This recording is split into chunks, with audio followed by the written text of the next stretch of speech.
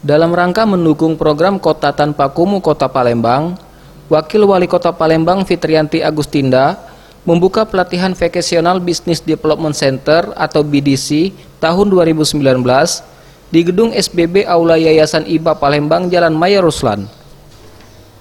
Wakil Wali Kota Palembang Fitriyanti Agustinda menjelaskan, BDC merupakan salah satu bagian yang tak terpisahkan dalam rangka mewujudkan program Kotaku yang dinilai kompleks, baik dari segi infrastruktur, pendidikan, dan kesehatan. Kegiatan ini sendiri bertujuan untuk meningkatkan kualitas SDM agar dapat memaksimalkan program Kotaku nantinya, mengingat percuma jika program Kotaku hanya berfokus pada infrastruktur saja, tanpa memperhatikan kualitas sumber daya manusia di tengah masyarakat yang ada.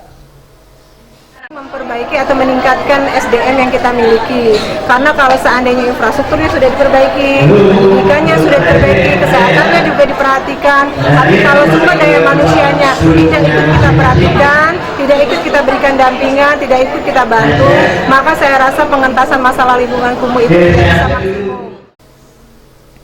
Pelatihan ini sendiri melibatkan semua elemen masyarakat yang berasal dari lingkungan kumuh, dan dalam pelatihan ini diberikan berbagai bimbingan seperti dalam bidang pengembangan dan inovasi UKM, serta bimbingan untuk berwirausaha.